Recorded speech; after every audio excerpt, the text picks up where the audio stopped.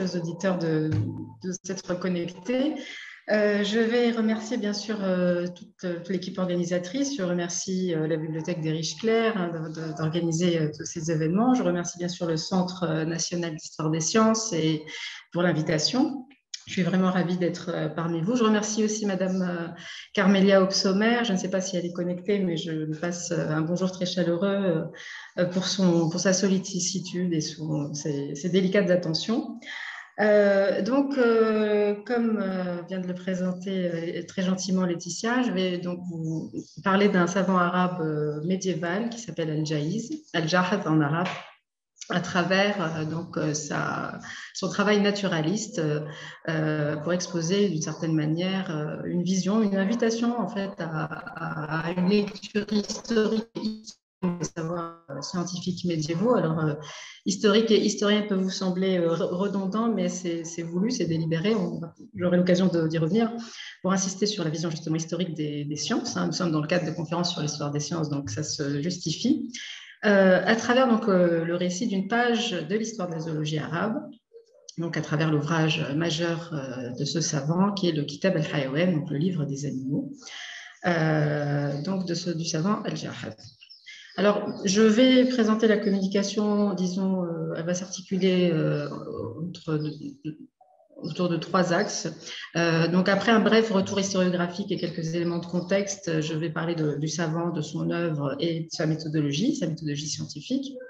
Et pour présenter donc, son travail naturaliste sur l'ordre et la diversité du monde vivant, je vais donner quelques exemples, quelques éléments de sa classification des animaux et quelques réflexions sur l'unité et la diversité du monde vivant donc, dans son travail naturaliste. Alors, il n'est pas inutile de rappeler que les études sur l'histoire des sciences naturelles en général et de la zoologie en particulier arabe sont très très peu nombreuses, en fait, même d'ailleurs sur la zoologie médiévale, même latine, et ce pour un certain nombre de raisons.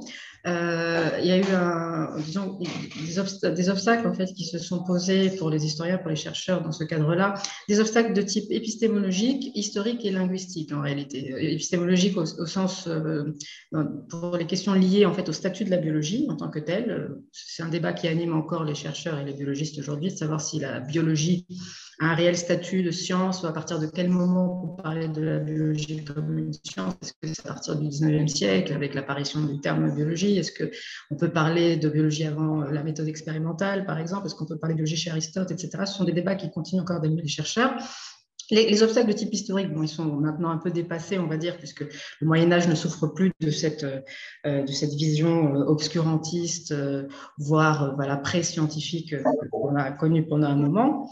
Et puis, il y a des obstacles de type linguistique, évidemment, on aura l'occasion d'y revenir, sur l'interprétation des textes, sur la lecture des textes anciens, sur comment on peut déceler des contributions scientifiques si on n'a pas la maîtrise, bien sûr, de la langue de ce texte.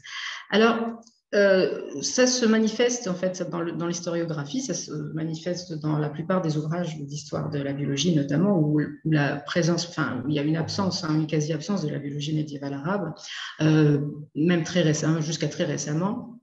Je prends l'exemple de Ernst Mayr, qui est un historien de la biologie très réputé, bien évidemment, et qui disait qu'il n'y avait pas grand-chose qui s'est passé au Moyen-Âge sur le plan des sciences naturelles. Donc, on est passé, pour ainsi dire, d'Aristote à la Renaissance directement, et que les Arabes, n'ont pas fait grand-chose non plus dans la biologie. Même les 2 grandes figures des sciences arabes, que sont Avicenne et Averroès, qui avaient pourtant témoigné un petit intérêt pour les sciences de la vie, n'ont pas apporté de contributions importantes.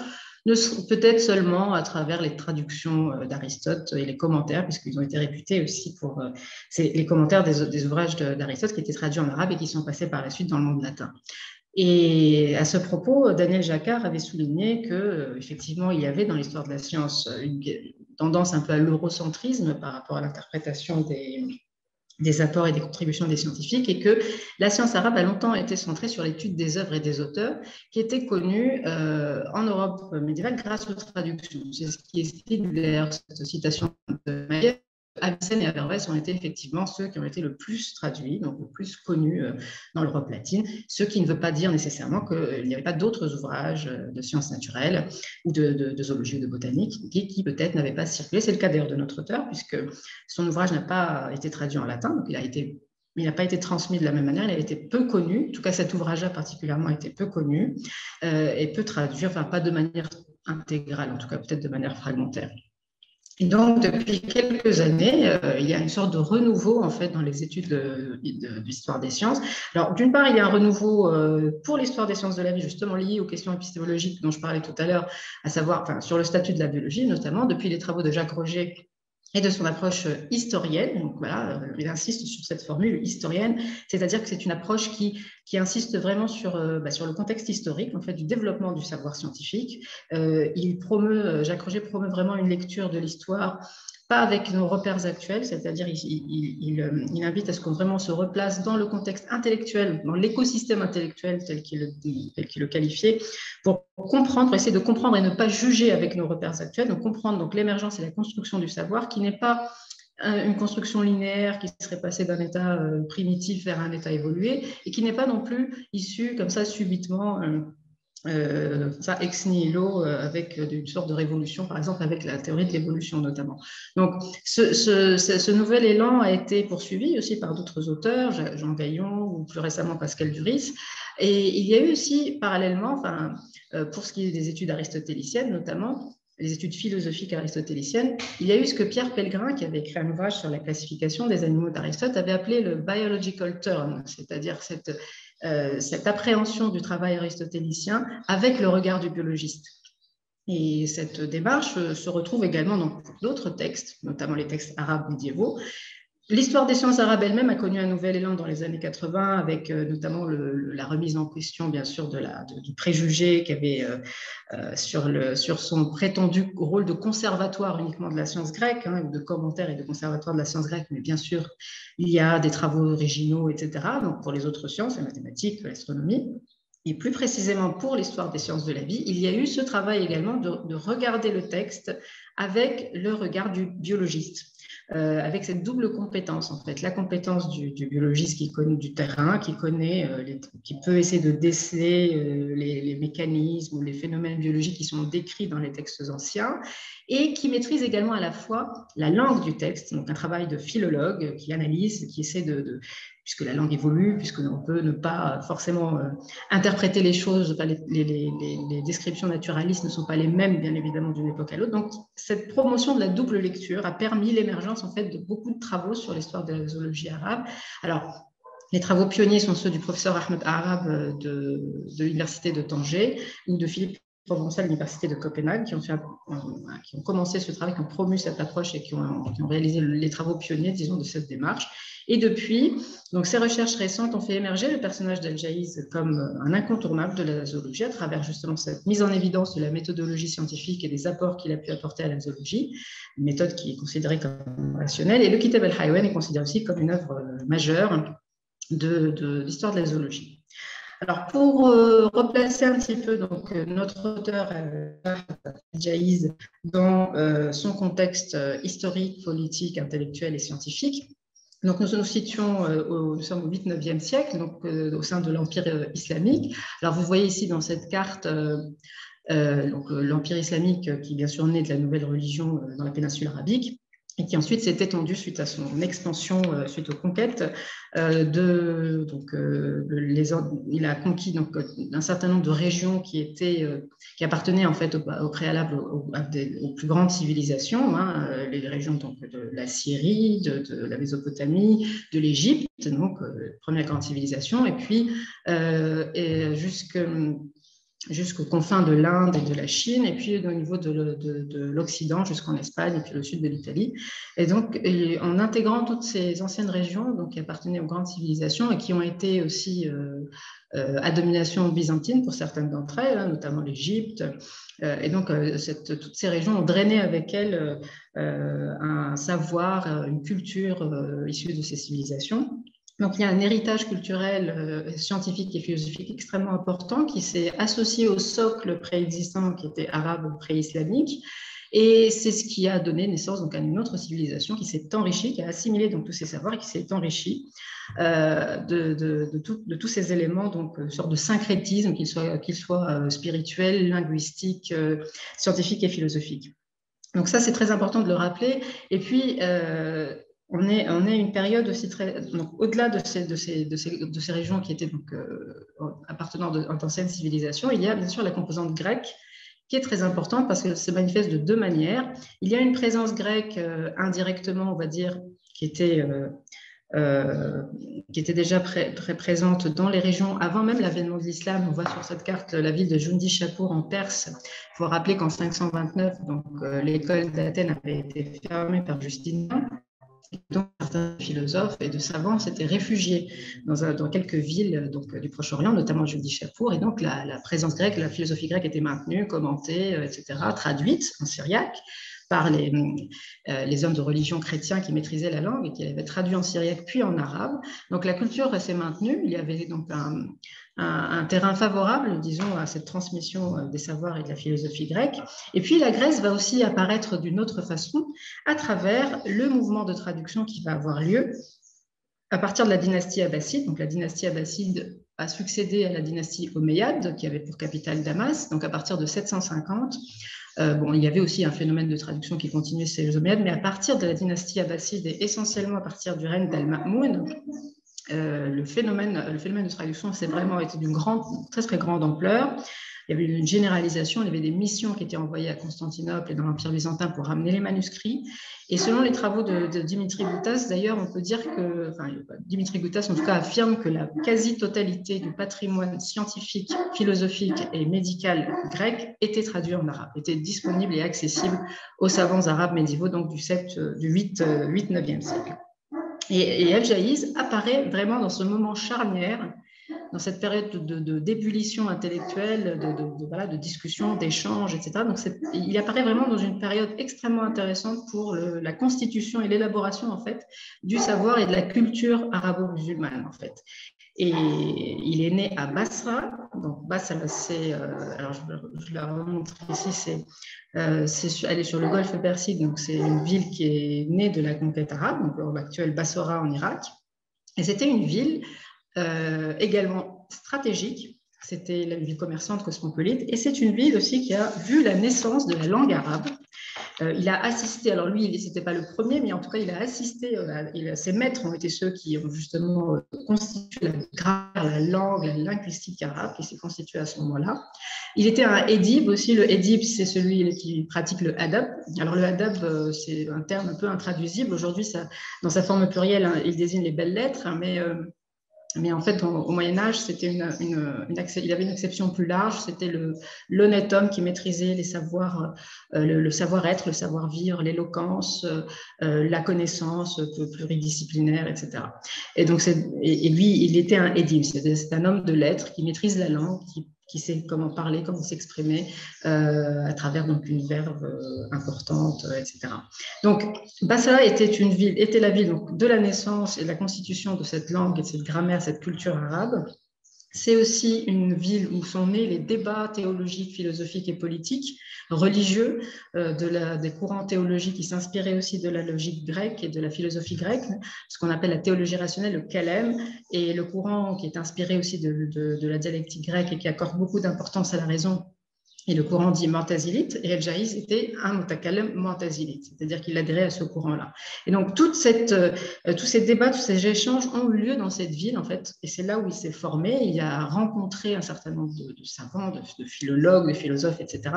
Et même dans la pratique quotidienne, dans les marchés, par exemple, les Bédouins venaient apporter leur savoir naturaliste. C'est là aussi qu'il a commencé à découvrir les sciences naturelles à travers les récits des Bédouins, ce qu'on appelait les roussas, qui se retrouvaient au marché, qui apportaient leurs connaissances sur les animaux et sur les plantes.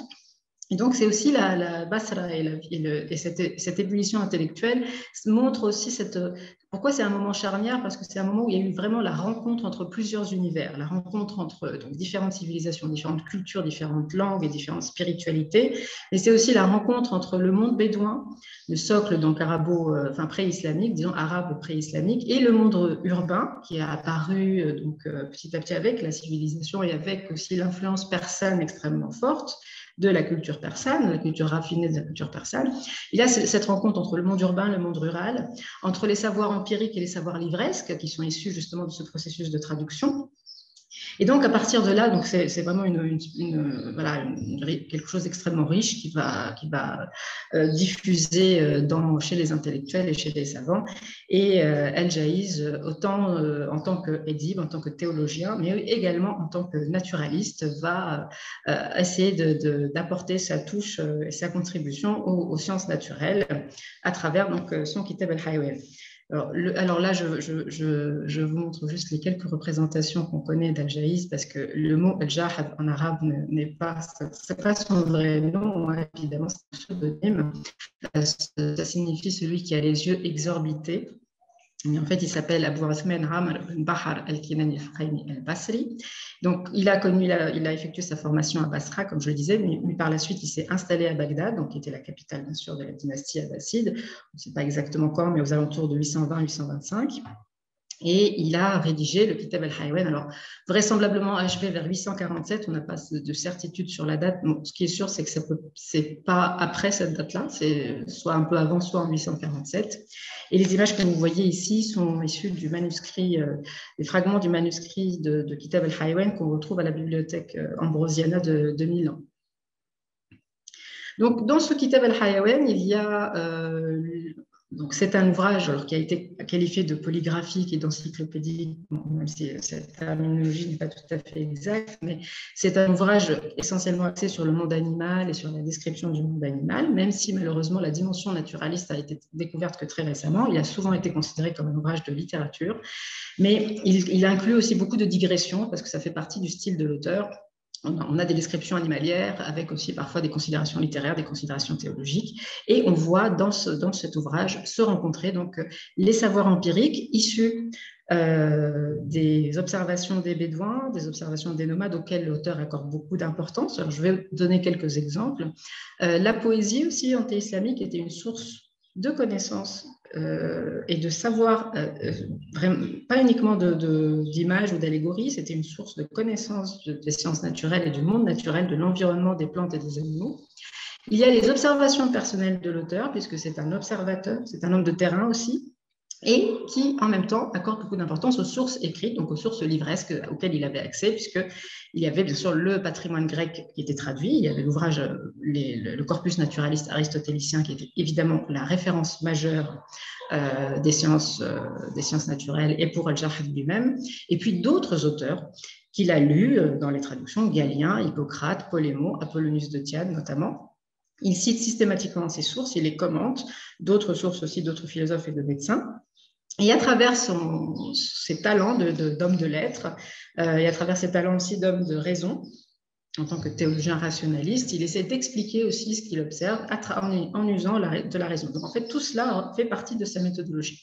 Le recours à l'observation, le terrain avec les témoignages des éleveurs et des bédouins, le savoir bibliographique d'une certaine façon et l'usage de la réflexion et de la raison. Alors, je vais vous donner juste quelques exemples à travers quelques extraits de son Kitab el-Hayawan qui montre un petit peu sa méthodologie, le recours donc, à l'empirisme.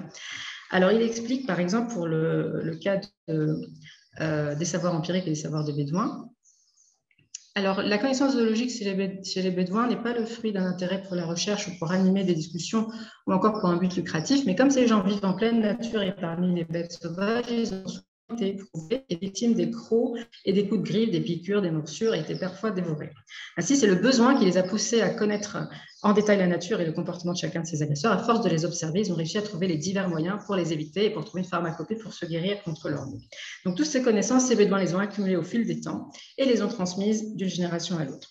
Il est rare que l'on trouve une connaissance zoologique, Ma'rifat al-Hayawan, dans les livres des philosophes et des médecins, sans que celle-ci ne soit mentionnée dans les poèmes des Arabes et des Bédouins. Justement, les poèmes sont une source puisque c'était une culture orale, évidemment, et qui était transmise de génération en génération. Alors, pour donner un exemple, aussi, pour illustrer le rôle de la poésie arabe anti-islamique dans la transmission des connaissances naturalistes, alors, il y a un exemple d'un poète, Zul-Roma, qui est un poète, alors il n'est pas anti-islamique, mais il avait poursuivi cette tradition-là du 8e siècle. Je vous donne la traduction de la plume de notre brillante collègue historienne Nelly Hamari. Le caméléon debout face au soleil toujours s'y tient, en prière sur le tronc d'un arbre, mais du takbir s'abstient. Si le couchant venait à déplacer l'ombre, le verras-tu, tendre vers l'islam et la clarté du jour le retrouve chrétien. De la poussière, sa partie supérieure prend la couleur, mais dès qu'au soleil sa face, verdâtre devient. Donc, on voit ici que le travail du poète, finalement, avec bien sûr des sortes de métaphores, etc., mais il y a une description réelle de l'observation du naturaliste sur le comportement du caméléon quand il change de couleur.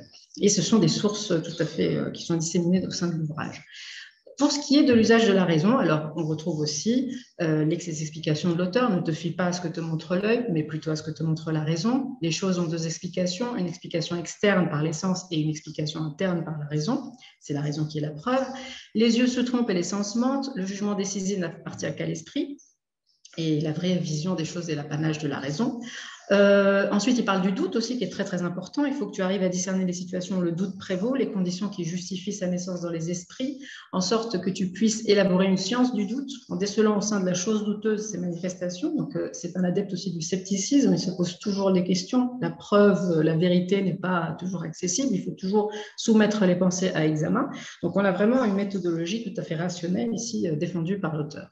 Et cette méthodologie, bien sûr, lui donne la permission de critiquer les sources, même si elles sont considérées comme des autorités, notamment Aristote, qui est bien entendu le Mu'allam al-Awwal, donc le premier maître, Sahab al-Mantaq, l'auteur de la logique, mais qui, bien sûr, on peut tout à fait le critiquer. Hein. Nous sommes dans une logique tout à fait normale d'un chercheur qui consulte une autorité, mais qui la soumet à examen. Alors, quelques exemples comme ça de lecture critique des sources. Alors, l'auteur de la logique, dans son livre des animaux, a prétendu qu'un taureau, après avoir été castré, ait pu s'accoupler. Il n'aurait pas été démenti en engageant sa réputation s'il avait adopté une information venant d'une source sûre. Donc là, il critique la méthode d'Aristote. En fait, il dit pourquoi il a rapporté quelque chose sans l'avoir vérifié lui-même. Il répète d'ailleurs dans un autre passage, un bœuf qui venait d'être castré se jeta sur une vache, etc. Donc il rapporte cet événement sans en avoir été le témoin. Pour ce qui nous concerne, nous sommes autant gênés de critiquer des rationalistes que d'ajouter foi à de telles histoires. Et l'auteur de la logique prétend que certaines espèces de cybères, les cybères ce sont des carnassiers, s'accouplent et se fécondent mutuellement malgré la différence d'espèces et de morphologie. Et ces accouplements, ajoute-t-il, sont notoires, ils donnent naissance à des hybrides, etc. Donc, il critique encore une fois, nous venons de reproduire les propos de l'auteur de la logique. Nous avons peine à croire qu'un homme tel que lui ait pu attacher pour longtemps son nom à des témoignages non validés par la mise à l'épreuve, non confirmés par les savants. Or, pour connaître le bien fondé de ces thèses, nous ne disposons que de ces affirmations. Quant aux poètes, qui dans leur production ont évoqué le sim et le hasbal, ce sont les résultats des hybrides, il n'y a apparemment dans leur poésie aucune preuve pour venir étayer leurs affirmations concernant ces reproductions hétérogènes. Nous avons produit telles quelles ces allégations, nous abstenant d'apporter notre témoignage puisque nous ne disposons pas d'arguments probants pour les valider. Encore une fois, la méthodologie de l'auteur. Encore Aristote, pour vérification par l'expérience, alors quelques données d'Aristote qu'il a pu lui-même essayer de consulter, et du coup, quand il fait l'expérience et qu'il ne trouve pas le résultat qui avait été proposé par Aristote, eh bien, il le dit. Il essaie de contredire en disant qu'il avait observé lui-même par l'expérience. Donc ça, c'est pour vous présenter un petit peu sa méthodologie, et c'est avec cette méthodologie-là qu'il établit, ou qu'il essaie d'établir aussi son interprétation du monde vivant. Alors, il a bien sûr fait des observations sur beaucoup de questions biologiques, de comportements animaux, de reproduction, de communication animale, etc. Et pour ce qui concerne la classification des animaux, ce qui pose question pour l'historien de la biologie, encore une fois, toujours avec ces questions d'obstacles épistémologiques sur la nature de la science du passé, les questions qu'on pose, c'est est-ce qu'on peut parler de classification pour le Moyen-Âge, est-ce qu'on peut parler de classification pour tel ou tel auteur, selon le consensus autour duquel on se met d'accord sur la définition de la classification ou du procédé de classification. Donc en fait, dans le Kitab al-Haywan de Jarh, qui est un ouvrage très volumineux, de 7 volumes de 400 pages chacun, qui n'est pas ordonné. Donc, c'est assez difficile d'essayer de dégager la classification des animaux au sein de cet ouvrage. Mais il y a, à travers les passages qu'on a consultés, on a une justification, en tout cas on a une démonstration de la volonté de l'auteur de comprendre bien sûr l'ordre et la diversité du monde vivant et d'essayer de classer dans le sens où il essaie de rassembler en fait les individus qui se ressemblent et de les distinguer en faisant un choix de critères. Et c'est un choix qui est un critère important. Donc, il y a le groupe des carnassiers donc, qui se nourrissent de viande, le groupe des granivores qui se nourrissent de graines et les mixtes qui partagent donc, un régime alimentaire mixte. Donc, le critère déterminant, alors j'ai appelé ça critère déterminant parce que ce critère alimentaire est celui qui donne le nom générique du groupe, c'est-à-dire que le nom du groupe de ces oiseaux s'appelle carnassier, Sibéa Taïr, ou bien Bahem Taïr pour les granivores. Et ils ont donc un certain nombre de ressemblances et de différences. Et par la suite, on a d'autres critères qui apparaissent, notamment le critère anatomique, qui est parfois lié, bien sûr, au régime alimentaire, la présence ou non d'organes spécialisés selon la chasse et la prédation d'oiseaux, et puis d'autres critères de type éco-éthologique. On retrouve cette hiérarchie dans d'autres groupes aussi d'animaux. Pour le cas des animaux à sabot fondu, alors là, nous sommes en principe au sein des herbivores, même si on va voir qu'il y a une petite chevauchement. Et c'est le nom, là, c'est le critère anatomique qui va être déterminant, puisqu'il va donner le nom générique du groupe. Zelf, en arabe, veut dire sabot fondu. Adlef, c'est le pluriel. Zelf au singulier, Adlef au pluriel. Et là, pour montrer un petit peu sa démarche, il y a un passage donc, au volume 7 sur ces animaux. L'auteur, en fait, cite un certain nombre, fait une sorte d'énumération de tous ces animaux-là qui ont des sabots fondus, et puis il opère par la suite, en fait, au regroupement, au rassemblement des individus qui se ressemblent et à la distinction avec les autres. Alors, exemple, voilà, ce sont les antilopes, ce sont les caprins, qui sont de nombreuses espèces, les oryx d'Arabie, Bakal-Wahshi, dotés de sabots fondus, ressemblant davantage aux caprins qu'aux vaches. Il n'y a pas entre elles, les antilopes ni copulation ni fécondation. Donc là, le critère reproductif intervient, mais on va voir qu'il va intervenir beaucoup plus tardivement. Il est très loin dans la hiérarchie. Malgré le fait qu'elle soit dotée de jara, de panse, de cornes et de sabots. Alors, jara, je ne l'ai pas traduit parce qu'il y a un doute sur sa traduction. On ne sait pas si c'est le bol de régurgitation des ruminants, enfin, des artiodactyles, ou si c'est une poche parmi les 4 compartiments de l'estomac compartimenté des ruminants. Donc, elle leur ressemble par le pelage, l'absence de bosse, et parmi ces azlèves, donc le bouc, le bubal, le chevreuil, le cerf, etc., toutes ces espèces de montagnes, je ne sais pas comment se fait la copulation et la fécondation, et parmi les azlèves, donc les sangliers, qui sont pourtant dépourvus de panse, de jara et de cornes, il y a ressemblance mouefra avec les autres azlèves que uniquement par les sabots fondus. Donc, il fait le même exercice avec les autres espèces. Donc, il se distingue par la présence de canines. Les chèvres, vaches, antilopes se ressemblent, touchées qu'elles par le pelage de la courte queue, et les vaches diffèrent, des buffles, par la longueur de la queue, la durée de la gestation. Et parmi les autres athlètes, donc les ovins et les caprins, qui peuvent se croiser, se féconder. Donc là, on a une information supplémentaire sur le croisement et la fécondation. Mais ce qu'elles mettent au monde est sans pelage et non viable. Et cela se produit très rarement. Donc, les buffles, ensuite, se ressentent par ceci, cela, la présence de jeu, l'absence, etc. Donc, pour résumer ce petit passage dans un petit tableau, nous avons, alors, j'ai pris la liberté, bien sûr, de prendre les noms tels qu'on les connaît aujourd'hui, même si ce n'est pas les noms qui sont utilisés par l'auteur, ce qu'on appellerait aujourd'hui les bovidés, donc les cervidés, donc les cerfs, les élans, les rennes, etc. Et puis, la classe des sangliers, les suidés. Alors, les camélidés ne sont pas du tout classés avec les azlèves. J'ai mis en rouge exprès pour indiquer que dans la classification linéaire, jusqu'à il n'y a pas très très longtemps, ils étaient classés avec les autres artiodactyles, mais ils ont ensuite été séparés pour un certain nombre de raisons qui étaient déjà observées par les bédouins du désert, justement, parce qu'ils étaient très très proches des chameaux, donc ils voyaient qu'ils n'avaient pas les mêmes propriétés que les autres représentants de ce groupe. Donc, on voit qu'il y a les points communs sont la présence, donc sabot fondu, panse, corne, et absence de bosse et de canine. Les suidés sont l'observation de l'auteur, malgré le fait qu'ils aient eux aussi le sabot fendu, mais ils se distinguent clairement des autres, puisqu'ils n'ont pas de bosse, n'ont pas de corne et pas de panse, et ils ont la présence de canine.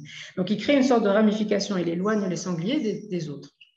Pour ce qui est des cerfs, ils se ressemblent avec les bovidés, mais leur corne est particulière, donc il y a aussi ici une petite ramification qui se dégage à cause de leur corne et de la forme de leur corne.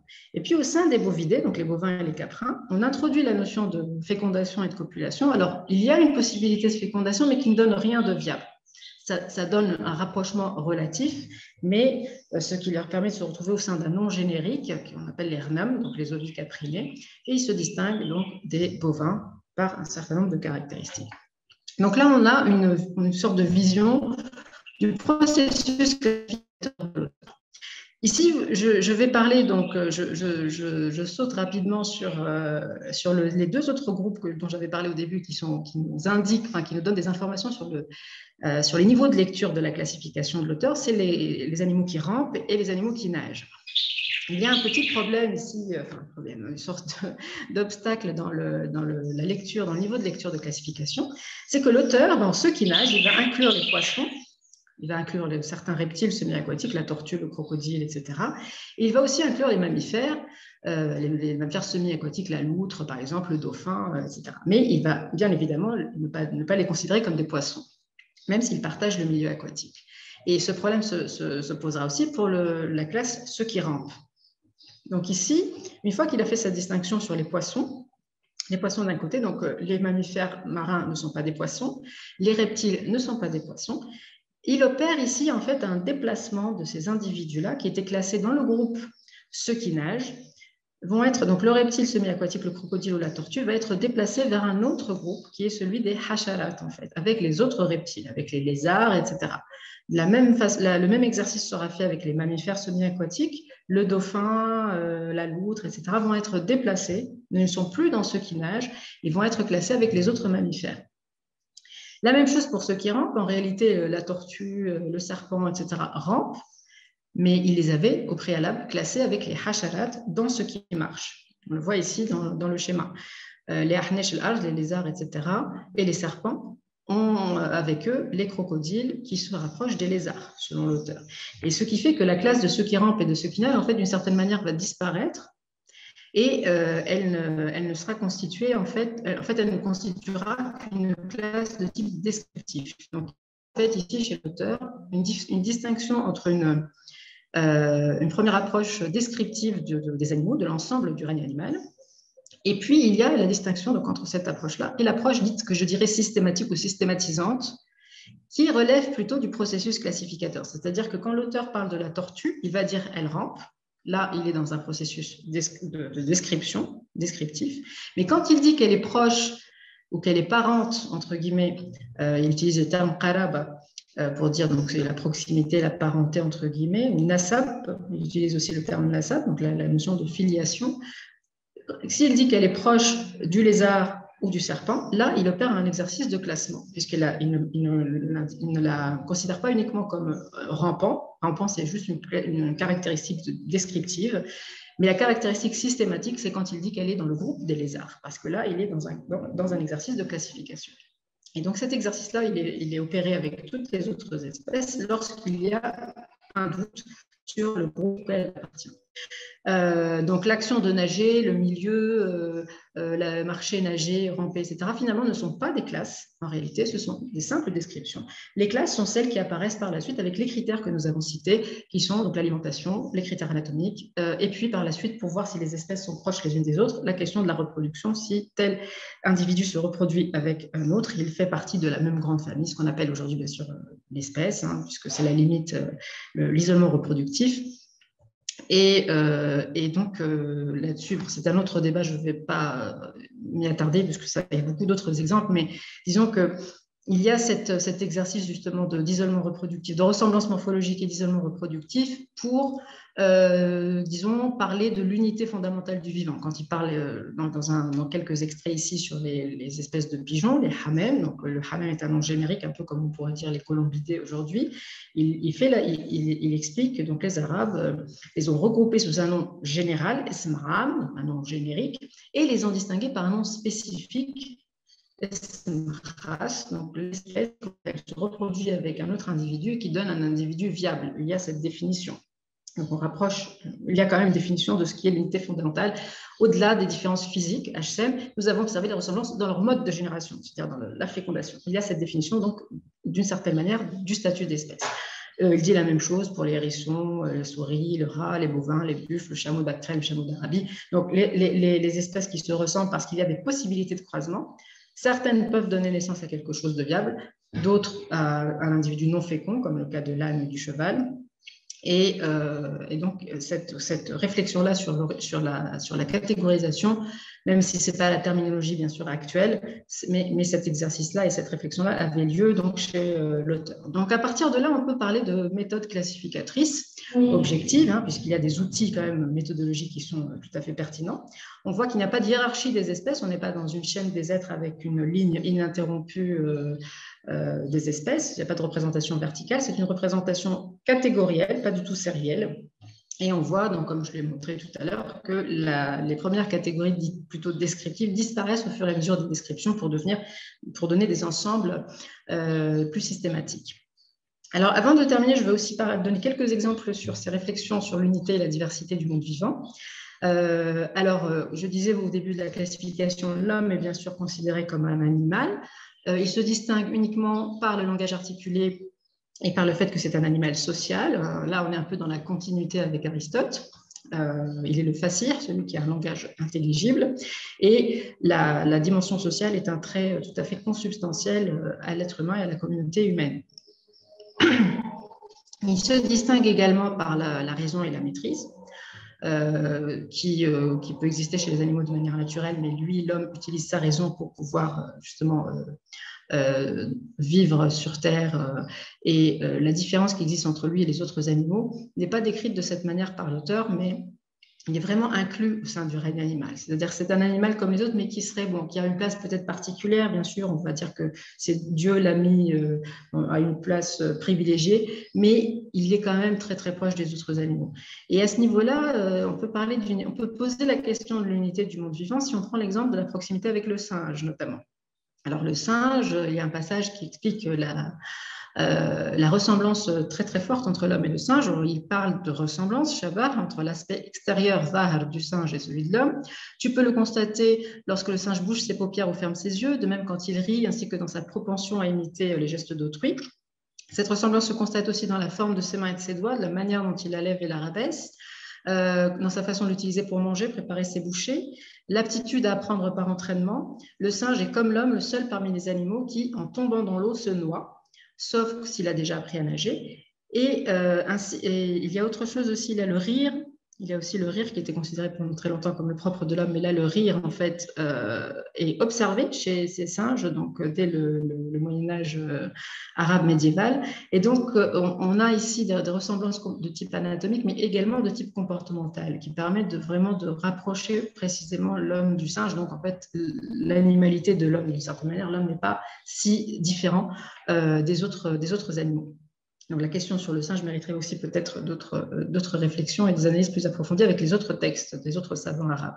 En ce qui concerne la diversité du monde vivant, l'adaptation, la transformation de certains êtres en d'autres, et qui pose la question aussi de l'origine de la vie, Jahab a été aussi celui qui arrive. Alors, encore une fois, il y a d'autres textes peut-être qui, comme je le disais au début, les recherches récentes ont permis de faire émerger ce personnage-là comme un personnage incontournable, mais ça ouvre la voie, ça ouvre des pistes sur des études d'autres textes, parce que ces réflexions-là ont pu avoir lieu avec d'autres savants, notamment sur les questions d'adaptation, de déterminisme environnemental. Alors, on a quelques extraits du Kitab al-Hayawan qui montrent que les animaux peuvent s'adapter en fait à leur environnement, peuvent montrer des transformations, des changements. Alors, ces changements peuvent être ponctuels. Donc, l'exemple des rapaces chasseurs, quand ils demeurent dans le même territoire, leur bec, certaines caractéristiques ne changent pas, alors que certains oiseaux, quand on les change de territoire, il y a des problèmes d'accouplement, ils peuvent perdre leurs plumes, ils peuvent ne pas se reproduire. Donc, la nature du climat apporte des modifications, des variabilités chez les animaux. Il peut y avoir des transformations qui se transmettent. Alors, il y a le côté ponctuel, mais il y a le côté donc transmission de génération en génération, qui est pas évolutif, mais en tout cas, il y a un cheminement dans le temps. Notamment, il a donné l'exemple de certaines plantes qui s'acclimatent et qui changent complètement. Il donne l'exemple du pigeon aussi, qui peut devenir blanc selon le rayonnement auquel il est soumis. Et cette coloration se transmet d'une génération à une autre. Donc là, le changement, il se fait dans le temps et donc sur le long terme. Et donc, les effets du climat, les conditions atmosphériques, les conditions de pollution, toutes les conditions extérieures peuvent jouer un rôle sur donc la transformation, sur les caractéristiques physiques et même internes des animaux. Pour ce qui est des origines de la vie, il y a aussi un passage très intéressant sur l'origine des serpents et des poissons comme les anguilles. Il est dit que les serpents aquatiques, lorsqu'ils sont devenus terrestres, ont été entraînés hors de l'eau et se sont assimilés aux nombreuses autres espèces de petits animaux rampants, de petites bêtes et de carnivores. Donc, il y a un passage du milieu marin vers le milieu terrestre. Ces espèces ont engendré des serpents qui se sont ensuite reproduits. Leurs ascendants étaient parmi les serpents aquatiques, donc là on parle d'ascendance et de descendance, et les choses se sont déroulées, mais les reptiles sont en fait d'origine aquatique. Et en ce qui concerne les anguilles, alors, il y a bien sûr la tradition, enfin, ce n'est pas une tradition, mais dans les récits merveilleux, etc., dans les légendes, l'anguille serait, comme elle a cette forme serpentiforme, elle serait issue d'une hybridation entre le serpent et le poisson. Mais lui, il émet aussi l'hypothèse que, suite aux effets de la nature du pays et de l'eau, le reptile marin s'est adapté à l'eau et est devenu progressivement un poisson. Il parle bien de transformation, il utilise le terme inqilab pour émettre cette hypothèse de la transformation de ce serpent aquatique en poisson qui a gardé la forme, bien sûr, du reptile. On le voit dans certaines représentations, dans certains manuscrits, de cette forme un peu entre le poisson et le serpent. Donc, ces adaptations, certaines sont ponctuelles, comme je le disais, à l'échelle individuelle, et certaines sont progressives, donc à l'échelle de l'espèce. On peut voir un cheminement évolutif. Alors, évolutif, bien sûr, je le prends avec beaucoup de prudence. Ce n'est pas le terme de l'évolution darwinienne, mais c'est au sens d'un changement qui se transmet d'une génération à une autre. Donc, le monde vivant décrit par Al-Jahaz est un monde qui est dynamique, qui est soumis aux variabilités de l'environnement. Donc, les espèces ne sont pas fixes.